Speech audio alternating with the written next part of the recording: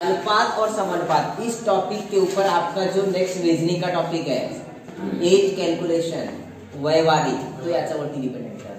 ठीक है. तो सर्वात आधी पाहायला गेले तर अनुपात मतलब अनुपात होता क्या एग्जैक्टली ये आपको पता होना चाहिए.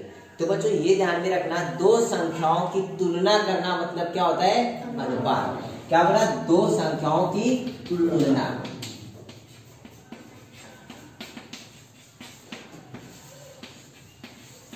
ये होता है आपका अनुपात.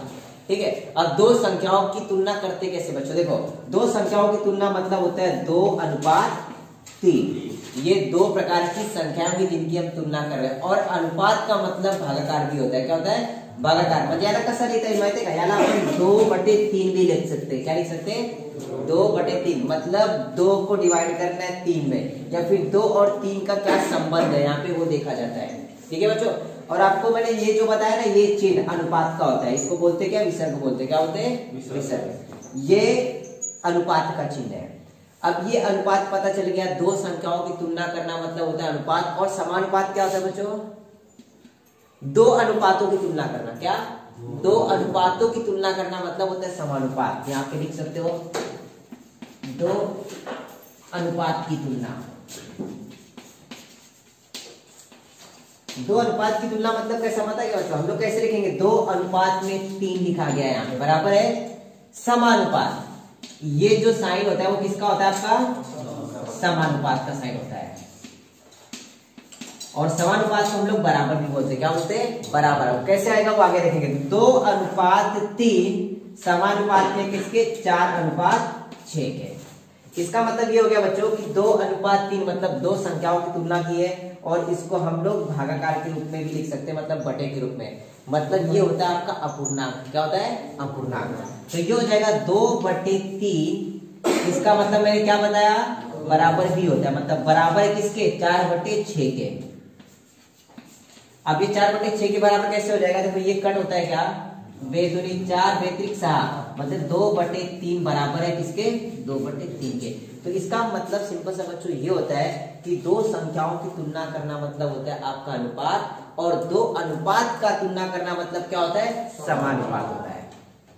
ठीक है. मतलब इसका ये है कि पहला अनुपात दूसरे अनुपात के बराबर है. बस यही आपको बताना होता है. ये एक बात क्लियर हो गया. इसके बाद बच्चों अगर देखेंगे इसमें समानुपात में कितने पद दिखाई दे रहे हैं 1 2 3 4 पद. कितने पद है 4 पद. मतलब इन 4 पदों में से कई बार एक पद मिसिंग होगा और वो पद आपको निकालना पड़ता है. जैसे कि कल की टॉपिक में हम लोग ने देखा था एनालॉजी टेस्ट में कि 4 संख्याएं दी थी 4 पद दिए थे जिनका संबंध देखकर चौथा पद निकालना था आपको. इसी तरीके से गुणोत्तर प्रमाण में भी अनुपात समानुपात में भी 4 पदों में से एक पद मिसिंग होगा और वही पद आपको फाइंड करना होता है.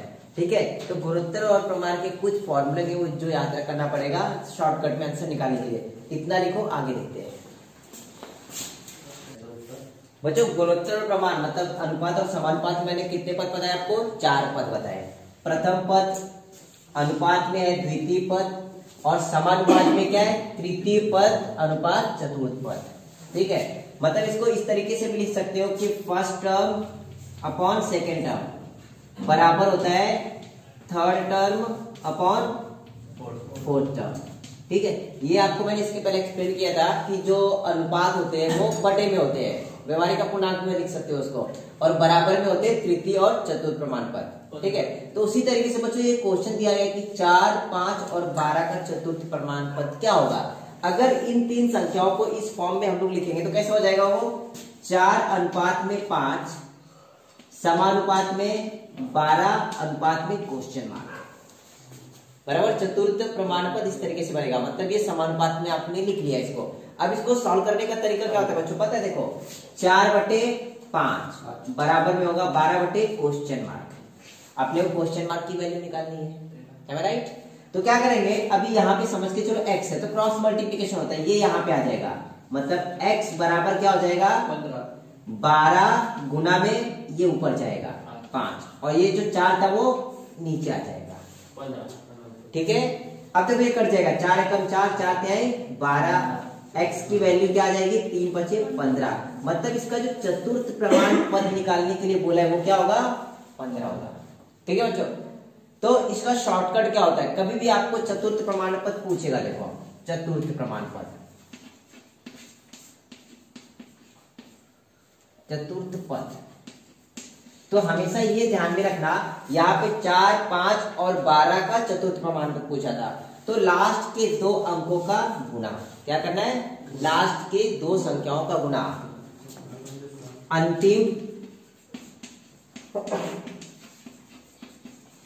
संख्याओं का गुना और बटे में आ जाएगी पहली संख्या, आपका उत्तर डायरेक्ट मिल जाएगा। देखो शॉर्टकट, ये बात ध्यान में रखना है, जब भी चतुर्थ प्रमाण पद पूछा हो तो अंतिम 2 संख्याओं का गुना करना है, अंतिम संख्याओं का गुना, अंतिम 2 संख्याओं का गुना और डिवाइड किससे करना है, पहली संख्या से, पहली पद से। तो यहाँ पे अगर देखेंगे 5 और 12 का गुना कर लेंगे, डिवाइड किससे करेंगे, पहली संख्या से, 4 से, 4 एकम 4, 4 × 12, मतलब आंसर कितना आ गया, 15। तो डायरेक्टली हमको यही ट्रिक यूज करनी है, फिलहाल मैं आपको एक्सप्लेन करने के लिए बताया, ठीक है, चलो लिख लो। देखो यहाँ पे चतुर्थ प्रमाण पद निकालना है आपने, है ना, चतुर्थ प्रमाण पद का मैंने फॉर्मूला क्या बोला, विक्की फॉर्मूला सांग चतुर्थ प्रमाण पद का, जब भी चतुर्थ प्रमाण पद निकालना होगा तो मैंने क्या बोला, अंतिम 2 संख्याओं का गुना, अंतिम मतलब इन दोनों का गुना हो जाएगा, है ना, तो ये हो जाएगा 12 गुना में 16 बटे में कितना, पहला पद 8, 8 एकम 8, 8 दूनी 16, मतलब 12 दूनी 24 पहले का उत्तर है, बराबर है। यहाँ पे भी चतुर्थ प्रमाण पद निकालना था, चतुर्थ प्रमाण पद में 3 पद दिए होते, चौथा पद निकालना होता है, इसका मतलब अंतिम 2 पदों का गुना, मतलब यहाँ पे हो जाएगा 20 गुना में 30 और बटे में पहला पद, मतलब 5, इसको कर लो या फिर इसको कर लो, किसी को भी कट कर लो, 5 एकम 5, 5 चौक 20 और 4 क्या है 12, मतलब इसका आंसर क्या आएगा 120। तीसरे में qx का वर्ग xm और xy दिया है, 3 पद और चौथा पद निकालना है अपने को, तो क्या करना है, अंतिम 2 पदों का गुना, मतलब xm गुना में xy बटे में पहला पद, qx गुना में x बराबर है क्या, x का वर्ग म्हणजे x गुना में x कर सकते हैं, तो क्या होगा, एक x ये कट जाएगा, एक x ये कट जाएगा, ऊपर क्या बचेगा my और नीचे बचेगा सिर्फ q, तो मतलब my बटे q इसका आंसर था। ओके, देखो यहाँ पे क्वेश्चन दिया गया 9 और 12 का तृतीय प्रमाण पद क्या होगा, तो इसका मतलब ये क्या 3 ही संख्या होगी, वहां पे नहीं बच्चों, वहां पे 4 ही संख्या होंगे, देखो पहला पद, दूसरा पद, तीसरा पद और चौथा पद, ये तृतीय प्रमाण पद बोला है, इसका मतलब ये आपको पता है क्या, जो यहाँ पे दूसरी संख्या दी रहती है वो पद कॉमन होगा, क्या होगा, रिपीट होगा, इसका मतलब इसको ऐसे लिख सकते हैं 9 अनुपात में 12 और समानुपात में है 12 अनुपात में क्वेश्चन मार्क, समझ आया बच्चों। इस क्वेश्चन में कई बार कंफ्यूजन होता है और इसलिए तृतीय प्रमाण पद में क्वेश्चन कई बार पूछे जाते हैं, स्टाफ सेक्शन में, बैंकिंग में और रेलवे में, वहां पे समझ में नहीं आता एग्जैक्टली तृतीय प्रमाण पद कैसे निकालेंगे। तो इसका मतलब ये होता है बच्चों की जो दूसरी संख्या होती है वो रिपीट होती है, क्या होती है, दूसरी संख्या रिपीट होती है, इसका मतलब ये हो गया 9/12 क्वेश्चन मार्क, मतलब बराबर 12 क्वेश्चन मार्क। अब यहाँ पे देखेंगे तो चतुर्थ प्रमाण पद दिख रहा है, क्या दिख रहा है, चतुर्थ प्रमाण पद दिख रहा है कि नहीं, और चतुर्थ प्रमाण पद मतलब क्या हो जाएगा, अंतिम की 2 संख्याओं का गुना भाग में पहली संख्या, और तृतीय प्रमाण पद में कैसे निकालेंगे, इस तरीके से लिख के निकाल सकते हो, तो ये कैसे आ जाएगा बताओ, x की वैल्यू मतलब क्वेश्चन मार्क की वैल्यू आएगी 12 गुना में 12 बटे में कितना 9, कट रहा है क्या, 3 तिक्का 9, 3 चौक 12, 3 एकम 3, 3 चौक 12, मतलब आंसर कितना आया 16, मतलब इसका तृतीय प्रमाण पद क्या होगा 16 होगा। इसका मतलब बच्चों ये था कि जो ये 3 संख्या है ना समानुपात में, किसमें, समानुपात में, 9 अनुपात में 12 अनुपात में 16, इस तरीके से 3 संख्याओं का समानुपात कैसे निकालते हैं हम लोग आगे देखने वाले। लेकिन जब भी तृतीय समानुपात या तृतीय पद पूछा होगा तो सिंपल से शॉर्टकट क्या होता है, देखो तृतीय पद बराबर होता है दूसरी संख्या का वर्ग बटे पहली संख्या, ठीक है। अभी यहाँ पे दूसरी संख्या क्या दी है 12, 12 का वर्ग करना है, मतलब 12 गुना में 12, और पहली संख्या डिवाइड कर लेना, भाग कर लेना पहली संख्या से, तो आंसर क्या आ जाएगा 16। बस ये अपने को फॉर्मूला याद रखना है, लेकिन किस तरीके से तृतीय पद आया इस फॉर्मूले से आपको समझ में जाएगा। ठीक है, लिख लो। देखो यहाँ पे 16 और 20 का तृतीय प्रमाण पद निकालना। मैंने ये क्या बोला था, तृतीय प्रमाण पद निकालने का मतलब दूसरी संख्या का वर्ग बटे पहली संख्या। तो वर्ग मतलब उस संख्या का कितने बार गुना, 2 बार गुना। मतलब ये आ जाएगा इसका आंसर 20 गुना में 20 बटे में कितना 16। ये कट कर दो, 4 चौक 16 और 4 पंचे 20, 4 एकम 4, 4 पंचे 20, 5 पंचे 25। इसका तृतीय प्रमाण पद क्या होगा 25। समझाया।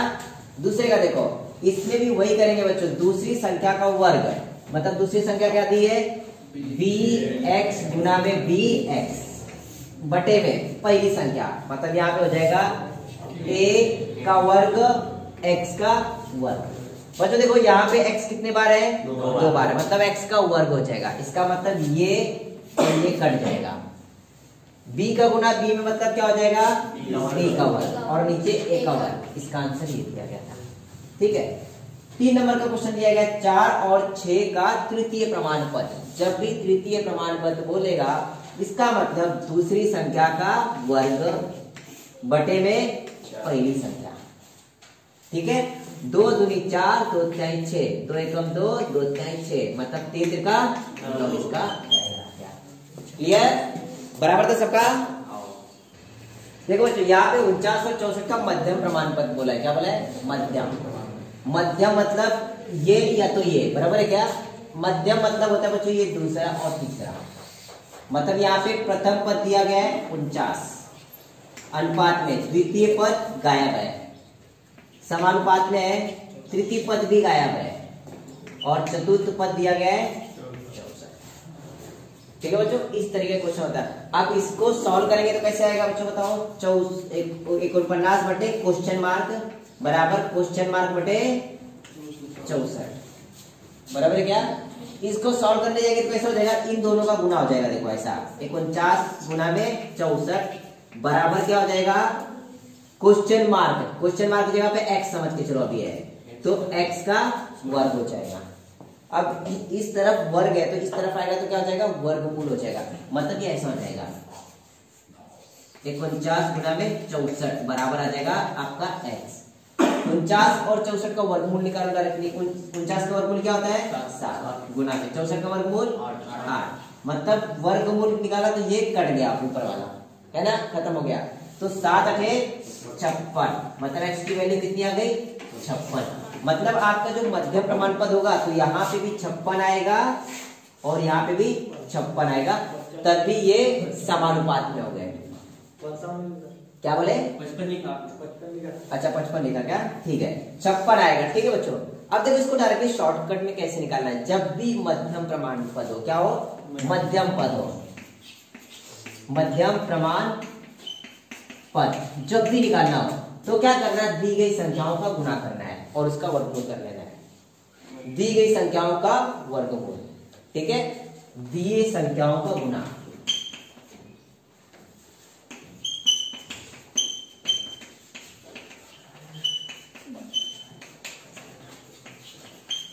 ठीक है बच्चों, आप समझ में आ जाएगा। देखो यहाँ पे क्या बताता है 49 और 64 का मध्यम प्रमाण पद, मतलब इन दोनों का गुना का वर्गमूल है।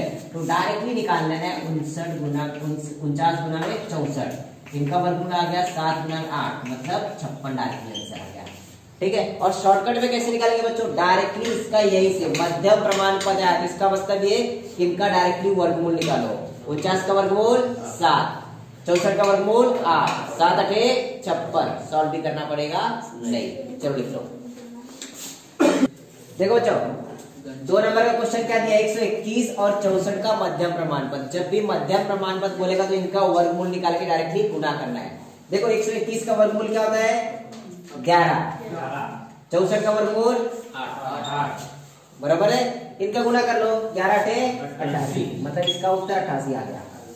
इसका देख लो, इसका भी मध्यम प्रमाण पद पूछा है। 49 का वर्गमूल 7, 81 का वर्गमूल 9, 9 7 63, इसका ये उत्तर आ गया।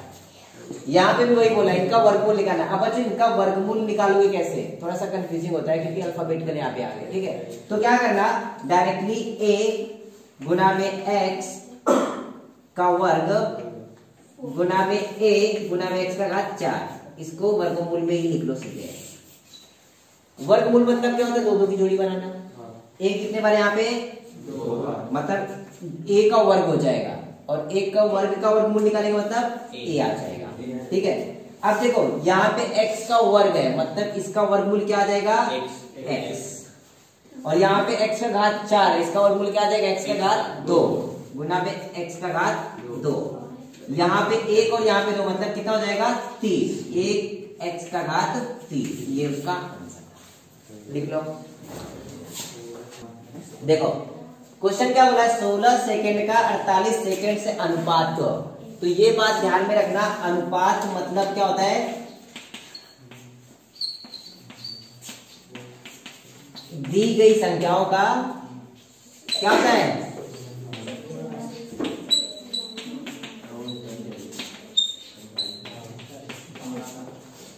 क्या होता है, दी गई संख्याओं का भाग। ठीक है, अब यहाँ पे 16 सेकेंड का जिसके पीछे का लगा होगा वो हमेशा संख्या अंश में होगी, ऊपर होगी। कहां पे होगी, ऊपर। 16 सेकेंड का 48 सेकेंड से गुणोत्तर क्या होगा, मतलब इसको सिर्फ डिवाइड करना था तुमको। तो कितने से डिवाइड हो रहा है, 16 से। 16 एकम 16, 16 त्रिक 48, मतलब 1/3। और यहाँ पे पूछा गया अनुपात क्या होगा, अनुपात मतलब क्या हो जाएगा 1/3, इसका उत्तर होगा। ओके, देखो बच्चों यहाँ पे क्या बोला, 20 सेकेंड का 30 सेकेंड से अनुपात। अनुपात पूछा मतलब भाग करना है अपने को। ठीक है, तो 20 का 30 से मतलब क्या हो जाएगा 20/30। पीछे से रहता हूँ, नीचे से जगह बनती जाएगी। ठीक है, देखो 6 महीने का 1.5 वर्ष से अनुपात बोला है, 6 महीने का 1.5 वर्ष से। अब ये बताओ 1 वर्ष और आधा वर्ष मतलब कितने महीने हो जाएंगे। आप देखो 1 वर्ष में होते हैं अपने 12 महीने और आधा वर्ष, आधे वर्ष में कितने होते हैं 6 महीने। मतलब अगर दोनों को देखेंगे तो 1.5 वर्ष में कितने महीने हो जाएंगे अपने 18 महीने, बराबर है क्या। तो उसके बोलने का मतलब ऐसा था कि 6 महीने का 18 महीने से अनुपात कितना होगा, तो क्या हो जाएगा 6/18, बराबर है। डिवाइड करना था, 6 कम 6, 6 तिक 18 मतलब 1/3। अनुपात पूछा मतलब कितना कितना हो जाएगा 1/3, इसका उत्तर बराबर था। लिख लो फटाक से। इसमें क्या बोला, 3 लीटर का 400 मिलीलीटर से अनुपात। बच्चों देखो ये लीटर में दिया और ये मिलीलीटर में दिया है। ठीक है, इसको लीटर में बदलो या फिर इसको मिलीलीटर में बदलो। इसको मिलीलीटर में बदलना आसान पड़ेगा। अब ये बताओ 1 लीटर में कितना मिलीलीटर होता है, 1000 मिलीलीटर। तो 3 लीटर में कितना मिलीलीटर हो जाएगा 3000 मिलीलीटर, बराबर है। तो यहाँ पे 3000 मिलीलीटर का 400 मिलीलीटर से अनुपात पूछा था, मतलब क्या हो जाएगा ये 3000 बटे में कितना 400। ये 2 जीरो से 2 जीरो कट गया, बचा 30/4। दोनों 2 से कट जाएगा, 2 दूनी 4 और 15 दूनी 30, मतलब जो अनुपात आ गया 15/2, मतलब 15 अनुपात में 2। ओके, देखो इस क्वेश्चन में क्या बोला, 30 सेकेंड का 1 घंटे से अनुपात। 30 सेकेंड का 1 घंटे से अनुपात। यहाँ पे सेकेंड दिया और यहाँ पे क्या दिया है, घंटा दिया है। तो क्या करना है, दोनों की जो इकाई है वो समान करनी है। अब इसको घंटे में बदलना मुश्किल होगा, थोड़ा सा पॉइंट में आ जाएगा। तो क्या करेंगे, घंटे को सेकेंड में बदल लो। तो ये बताओ 1 घंटे में कितने मिनट होते हैं, 60 मिनट। अब ये 60 मिनट को अपने को सेकेंड में बदलना है। तो अपने को पता है 1 मिनट बराबर कितना सेकेंड, 60 सेकेंड। तो 60 मिनट बराबर कितना सेकेंड हो जाएगा, मतलब 60 गुना में 60 सेकेंड, बराबर है। तो अपने को क्या करना था, इसको डिवाइड करना था इससे। तो इसका मतलब ये हो जाएगा 30/30 सेकेंड का अनुपात निकालना था 60 गुना 60 से। ये 0 से ये 0 कट गया, 3 एकम 3, 3 दूनी 6, मतलब ये आ गया 1/6 दूनी 12, 120। मतलब ये अनुपात क्या आ जाएगा 1/120, बराबर है। इस क्वेश्चन में क्या दिया है, 20 सेकंड का 30 सेकंड से अनुपात, मतलब सेकंड सेकंड में दिया है, सिर्फ यहाँ पे डिवाइड करना था। 20/30, ये 0 कट गया, मतलब 2:3 इसका उत्तर था। बस खत्म।